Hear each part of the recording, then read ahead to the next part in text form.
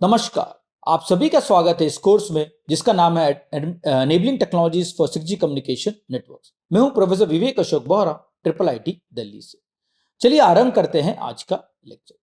तो जैसे हमने लास्ट लेक्चर में बेसिकली ट्रांसमिट डाइवर्सिटी के बारे में पढ़ा, हमने ये समझा कि ट्रांसमिटेड डाइवर्सिटी का उपयोग करके किस तरह से आप डाइवर्सिटी ऑर्डर में वृद्धि ला सकते हो और बेसिकली एरे गेन में वृद्धि ला सकते हो। हमने 3 स्कीम्स के बारे में देखा। हमने पहला स्कीम देखा कि मैक्सिमल रेशियो ट्रांसमिशन, इसे बहुत लोग बीन फॉर्मिंग भी कहते हैं, और उसमें आपको ट्रांसमिट सीएसआई की आवश्यकता होती है। इसकी वजह से आपको ट्रांसमिट डाइवर्सिटी भी प्राप्त हो सकती है और एरे गेन भी मिल सकता है, लेकिन उसमें आपको ट्रांसमिट सीएसआई की आवश्यकता होती है। उसके बाद हमने देखा कि एक नॉर्मल एंटीना हॉपिंग, जहां पर आप सिंबल्स एक टाइम में एक जो स्पेस टाइम ब्लॉक कोड्स का पाथ है, जिसमें हमने एक टाइम स्लॉट में एक एंटीना से इंफॉर्मेशन भेजा जाता है, सेकंड टाइम स्लॉट में सेकंड एंटीना से भेजा जाता है।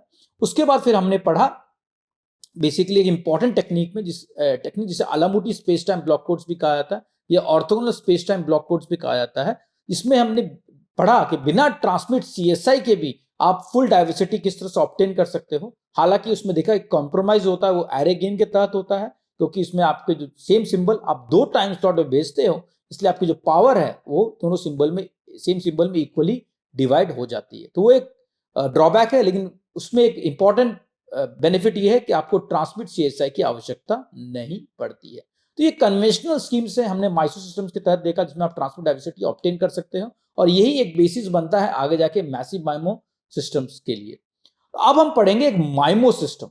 हमने संक्षेप में पढ़ा था अलामुटी 2x2, वो भी एक माइमो सिस्टम है, लेकिन अब हम माइमो सिस्टम के बारे में विस्तार में पढ़ेंगे और ये हम देखेंगे कि माइमो सिस्टम में किस तरह से आप डिकोडिंग कर सकते हो और आगे जाके माइमो सिस्टम किस तरह से मल्टी यूजर माइमो सिस्टम की तरह हम पढ़ सकते हैं और मल्टी यूजर माइमो सिस्टम को किस तरह से हम मैसिव माइमो सिस्टम के तहत पढ़ सकते हैं। तो चलिए आरंभ करते हैं आज का लेक्चर। तो हम ये देखते हैं कि एक माइमो सिस्टम को हम किस तरह से पहले देख सकते हैं। एक माइमो सिस्टम में जैसे मैंने मल्टीपल ट्रांसमीटर्स होते हैं और मल्टीपल रिसीवर्स होते हैं। तो इसमें मैंने देखा कि टी ट्रांसमीटर्स है, सॉरी, इसमें टी ट्रांसमीटर्स है और आर रिसीवर्स है। ठीक है, तो इसमें टी ट्रांसमीटर्स है और आर रिसीवर्स है, और हर एक चैनल का नोटेशन जो हमने पहले भी देखा है कि जो पहला सबस्क्रिप्ट डिनोट करते हैं वो रिसीवर इंडेक्स होता है और सेकंड सबस्क्रिप्ट जो हम डिनोट करते हैं वो ट्रांसमीटर इंडेक्स होता है। तो जैसे मैंने समझिए बताया H32, इससे मेरा तात्पर्य ये चैनल जो है वो सेकंड ट्रांसमीटर से थर्ड रिसीवर पे है, यानी जो थर्ड डिनोट कर रहा है वो रिसीवर इंडेक्स है, थर्ड रिसीवर, और जो 2 डिनोट कर रहा है वो ट्रांसमीटर इंडेक्स है। ये काफी हमने इस कोर्स में यूनिफॉर्मली ये फॉलो करेंगे। बहुत ऑथर्स अलग टेक्स्ट से फॉलो करते हैं, बहुत ऑथर्स पहला सबस्क्रिप्ट ट्रांसमीटर के लिए डिनोट करते हैं, सेकंड सबस्क्रिप्ट रिसीवर के लिए डिनोट करते हैं, लेकिन हम इस कोर्स में ये नोटेशन फॉलो करेंगे। जो पहला सबस्क्रिप्ट होगा वो रिसीवर इंडेक्स होगा और जो सेकंड सबस्क्रिप्ट होगा वो ट्रांसमीटर इंडेक्स होगा। इसके तहत हम चैनल को इस फॉर्म में लिख सकते हैं। आपके आर रिसीवर्स है, टी ट्रांसमीटर्स है, यानी टोटल नंबर ऑफ चैनल्स होंगे वो आर क्रॉस टी होंगे। नंबर ऑफ चैनल कोएफिशिएंट कितने होंगे? आर क्रॉस टी, क्योंकि आर रिसीवर से टी ट्रांसमीटर से हर एक ट्रांसमीटर पे हर एक रिसीवर पे इंफॉर्मेशन जा रही है, इसकी वजह से total number of channel states होंगे वो आर क्रॉस टी होंगे। यानी अगर मैं कन्वेंशनल वे में बताऊं तो मैक्सिमम डाइवर्सिटी ऑर्डर जो आपको मिल सकती है वो है आर क्रॉस टी, अगर आर क्रॉस टी आपके इंडिपेंडेंट पाथ से ट्रांसमीटर और रिसीवर के बीच में। लेकिन हमारा, जैसे मैंने पहले बताया है, हमारा मेन एम डाइवर्सिटी के अलावा स्पेशल मल्टीप्लेक्सिंग भी है, इसकी वजह से इसमें ट्रेड ऑफ आने की संभावना होती है। तो अगर इसे समझते हैं चैनल मैट्रिक्स को, ये आर क्रॉस टी मैट्रिक्स है, ये टी क्रॉस 1 है, ये आर क्रॉस 1 है और ये आर क्रॉस 1 है। R receivers, r noise vectors, r noise samples at receiver side, t transmitters और r cross t channel gain. तो आर क्रॉस टी जो है मैट्रिक्स H होगा, X जो है ट्रांसमीटर वेक्टर है, Y जो है रिसीवर वेक्टर है और N जो है एंड रिसीव्ड नॉइस वेक्टर है। तो अगर मैं Y1 की बात करूं तो ये अगर आप सिंपल अगर आप देखोगे, ये एक एक सिंबल जो है ये एक सिंपल साइमो सिस्टम है। Y1 जो है एक साइमो सिस्टम है, Y2 भी जो है एक साइमो सिस्टम है, और सॉरी Y1 जो है वो एक माइसो सिस्टम है, Y2 भी जो है एक माइसो सिस्टम है, Y3 भी जो है एक माइसो सिस्टम है, YR भी एक इंडिविजुअली अगर मैं हर एक रिसीवर को देखूं तो एक ये माइसो सिस्टम है। सिमिलरली अगर मैं देखूं हर एक अगर हर एक रो को इस तरह से, अगर हर एक कॉलम को मैं देखूं तो each row is a MISO system and each column is a SIMO system. अगर मैं each column की बात करूं, तो वो एक बेसिकली एक SIMO सिस्टम है. तो ये बहुत इंपॉर्टेंट नोटेशन है. तो हर एक रो जो है वो एक माइसो सिस्टम की तरह हम देख सकते हैं और हर एक कॉलम जो है हम उसे एक साइमो सिस्टम की तरह देख सकते हैं. तो ये बहुत इंटरेस्टिंग ऑब्जर्वेशन. इसका हम उपयोग आगे जाके एसवीडी वगैरह में भी करेंगे, सिंगल वैल्यू डिकम्पोजिशन में करेंगे. तो ये सिंपल नोटेशन है एक माइमो सिस्टम का. संक्षेप में हम पढ़ेंगे पहले माइमो सिस्टम का बेनिफिट, उसके बाद हम संक्षेप में जीरो फोर्सिंग और एमएमएस रिसीवर्स के बारे में पढ़ेंगे. ये हमने विस्तार में अलग अलग कोर्स में भी कवर किया है, बट एक कोर्स कंप्लीशन के लिए और माइमो सिस्टम समझने के लिए ये काफी आवश्यक है. तो spatial multiplexing in MIMO system. Spatial multiplexing refers to the transmitting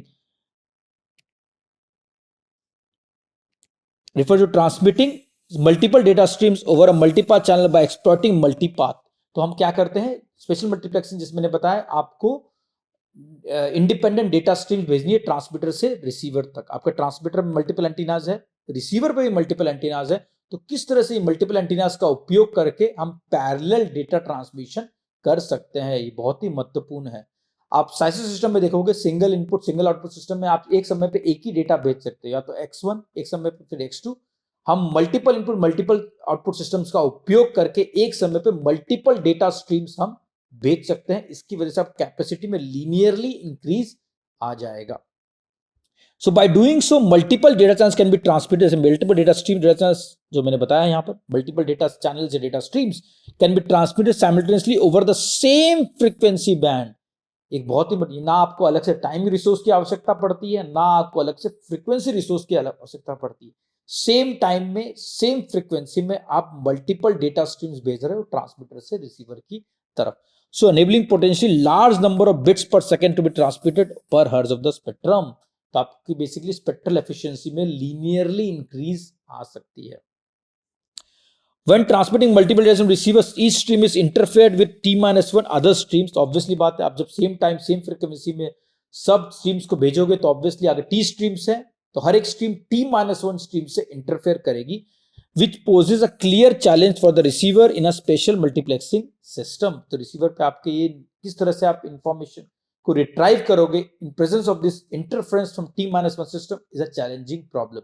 इसकी वजह से हम दो तीन तरह के रिसीवर्स पढ़ेंगे, जीरो फोर्सिंग और एमएमएस रिसीवर, जिसमें ये दिखा सकते हैं हम किस तरह से इंटरफेरेंस के केस में भी आप स्पेशल मल्टीप्लेक्सिंग गेन प्राप्त कर सकते हैं.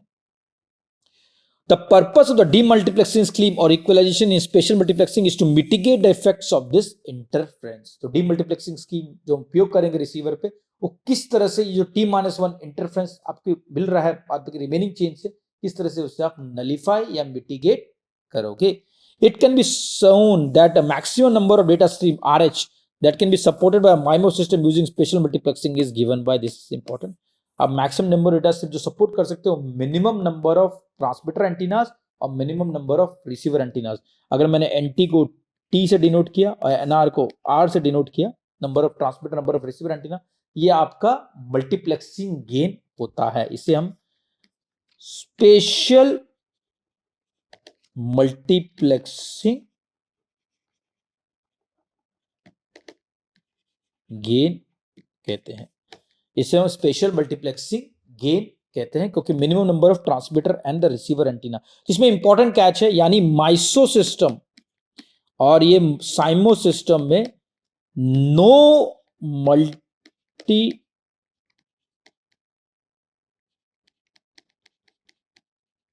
गेन. ये बहुत ही इंपॉर्टेंट, ये बहुत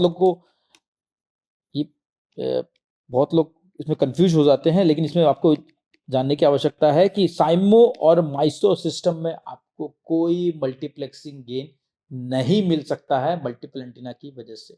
आपको डाइवर्सिटी गेन मिल सकता है, एरे गेन मिल सकता है, जो हमने पहले भी पढ़ा है पिछले स्लाइड में, लेकिन कोई मल्टीप्लेक्सिंग गेन आपको नहीं मिल सकता है साइमो और माइमो सिस्टम में, माइसो सिस्टम में. सिर्फ माइमो सिस्टम में आपको मल्टीप्लेक्सिंग गेन मिल सकता है क्योंकि ये मिनिमम नंबर ऑफ टीएक्स, अगर आपका एनटी की वैल्यू 1 है, यानी नंबर ऑफ ट्रांसमीटर एंटीनाज 1 है या नंबर ऑफ रिसीवर एंटीनाज 1 है, तो आपको कोई मल्टीप्लेक्सिंग गेन नहीं मिलेगा. हाँ, आपको डाइवर्सिटी गेन मिल सकता है, एरे गेन मिल सकता है, लेकिन मल्टीप्लेक्सिंग गेन नहीं मिल सकता है. तो ये बहुत ही इंपॉर्टेंट बात आपको ध्यान रखने की है. और इसमें एक कैच भी है, जैसे मैंने आगे जाके भी बताया है, तो आपकी कैपेसिटी जो बढ़ेगी वो लीनियरली स्केल होगी। ये बहुत ही इंपॉर्टेंट चीज है। जैसे हमने माइसो सिस्टम और साइमो सिस्टम में देखा था कि आपकी जो कैपेसिटी है माइमो सिस्टम की, वो आपकी जैसे RH की वैल्यू बढ़ेगी तो लीनियरली बढ़ेगी, या सैचुरेट नहीं होगी। ये बहुत ही इंपॉर्टेंट कंक्लूजन है। हमने देखा था माइसो सिस्टम और साइमो सिस्टम में, क्योंकि आपके लॉग के अंदर एसएनआर था, इसलिए आपकी जो कैपेसिटी है वो सैचुरेट हो रही थी एक पॉइंट के बाद। लेकिन यहाँ पर जो कैपेसिटी है वो लीनियरली बढ़ेगी RH से, जो मिनिमम नंबर ऑफ ट्रांसमीटर और रिसीवर एंटीनास है, इसलिए आप कैपेसिटी में लीनियरली इंक्रीज होगी। इसलिए स्पेशल मल्टीप्लेक्सिंग गेन काफी महत्वपूर्ण टॉपिक है, जिसे मैसिव माइमो में भी एक्सप्लॉइट किया गया है।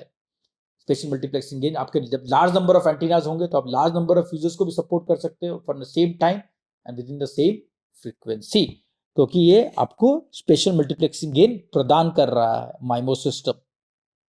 लेकिन इसमें एक कैच, जैसे मैंने बताया, ये सब थ्योरेटिकल रिजल्ट्स है और ये एजम्पशन है कि सब आइडियल स्केटरिंग है और सब चैनल्स इंडिपेंडेंट है। आइडियल स्केटरिंग है, लेकिन बहुत सारे प्रैक्टिकल केसेस में ये पॉसिबल नहीं होता है। चैनल कोरिलेटेड भी हो सकते हैं, उसमें नॉन आइडियल स्केटरिंग भी हो सकती है। इसकी वजह से जो आपको गेन्स मिलेंगे स्पेशल मल्टीप्लेक्सिंग गेन, वो जनरली RH से कम होगी।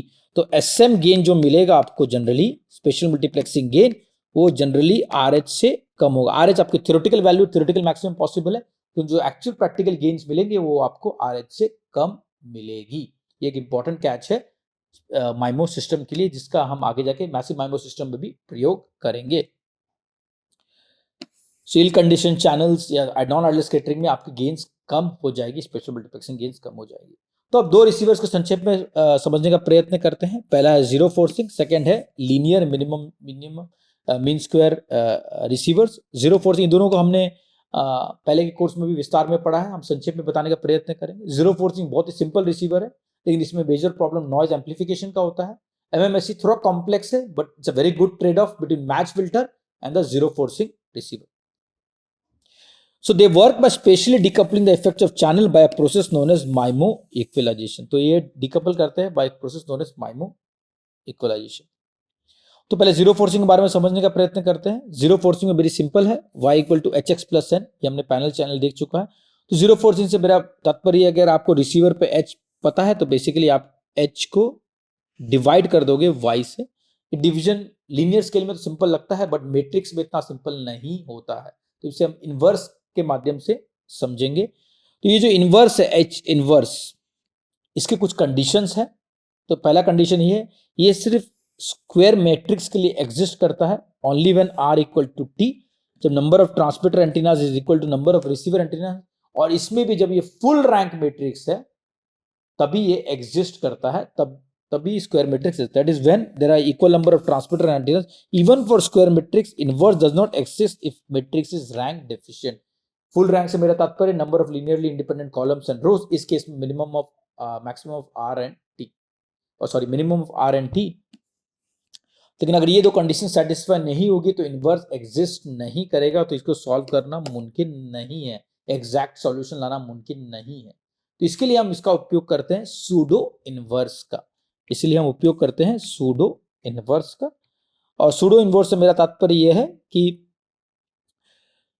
तो in case of the effect of interference reduced by pre-multiplying by receiving the signal by Moore-Penrose inverse, जिसे सूडो इनवर्स करते हैं। ये इसकी कुछ कंडीशंस है, R should be greater than T, that is number of receiver antennas should be greater than number of transmitter antennas, so that आपके more equations रहे unknown के मुकाबले, R equations and T unknowns, there may not be exact solution, but आपको multiple solutions मिलेंगे, उसमें जो closest होगा वो आप उसका उपयोग कर सकते हैं। Hence we approximate the solution minimum error solution, जो solution आपको minimum error देगा आप उसका उपयोग करोगे। Among all possible transmitter choose the minimum error vector, तो आपके कोई मल्टीपल सॉल्यूशन है तो वो वेक्टर आप चूज करोगे जो आपको मिनिमम एरर देगा। इस संक्षेप में मैंने बताने का प्रयत्न किया है।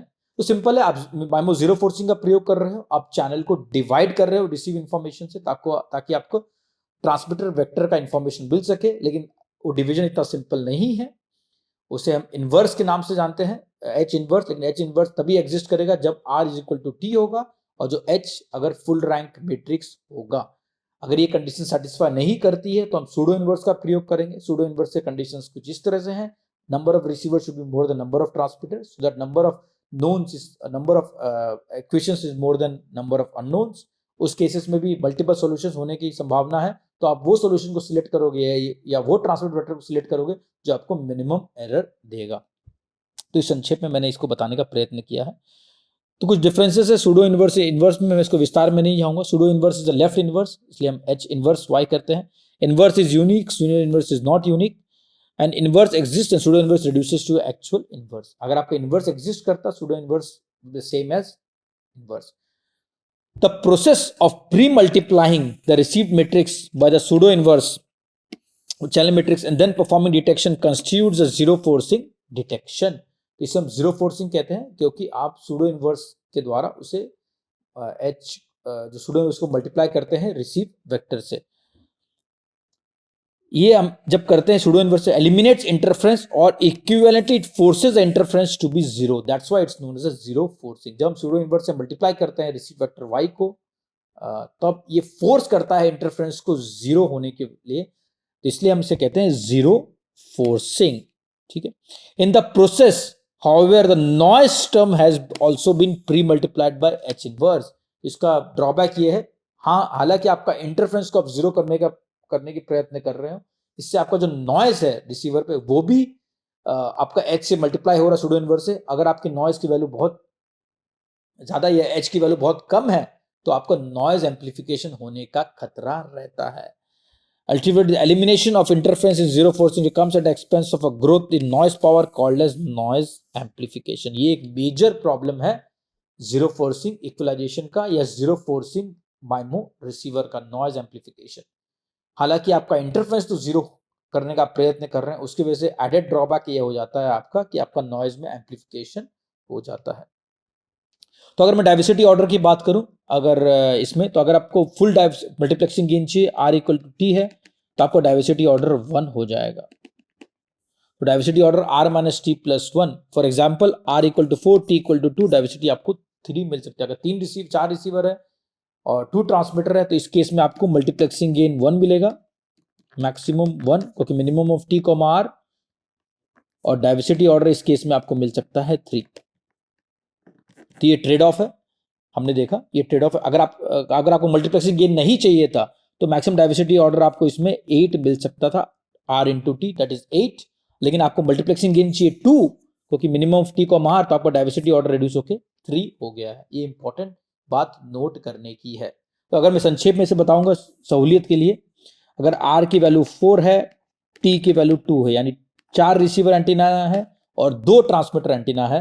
हमने अभी ऑलरेडी पढ़ा है मल्टीप्लेक्सिंग गेन आपको मिल सकता है minimum of N T comma N R, मैं इसको टी कॉमा आर के बेसिस पे, तो मिनिमम ऑफ इस केस में हो जाएगा 2, और डाइवर्सिटी आपको मिल सकती है इस केस में, अगर आपको मल्टीप्लेक्सिंग गेन 2 चाहिए तो डाइवर्सिटी मिल सकती है आर माइनस टी प्लस 1, तो हो जाएगी आपकी 4 माइनस 2 इक्वल टू 3। तो डाइवर्सिटी आपको ऑर्डर मिल रही है 3, मल्टीप्लेक्सिंग गेन मिल रहा है 2। समझिए आपको मल्टीप्लेक्सिंग गेन नहीं चाहिए, सिर्फ डाइवर्सिटी गेन चाहिए। नो मल्टीप्लेक्सिंग गेन अगर चाहिए, sorry,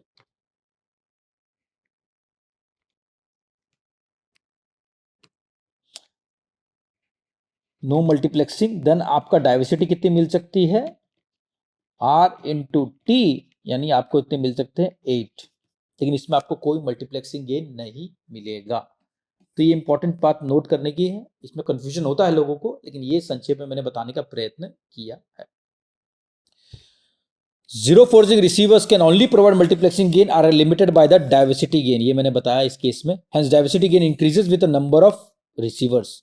for R equal to 2, 4 and T equal to, we can have twice multiplexing gain, जो मैंने यहां बताया है, and diversity order will be 3, जो मैंने यहां दिखाया है।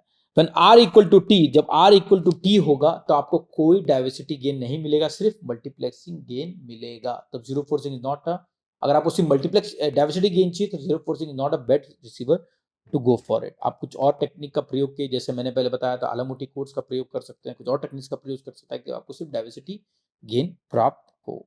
तो इसी के साथ आज का लेक्चर समाप्त होता है। हम आगे जाके संक्षेप में माइमो में से रिसीवर के बारे में पढ़ेंगे और माइमो बीन फॉर्मिंग के बारे में पढ़ेंगे और मैसिव माइमो सिस्टम्स के बारे में भी और अतिरिक्त जानकारी प्राप्त करेंगे। धन्यवाद, थैंक यू।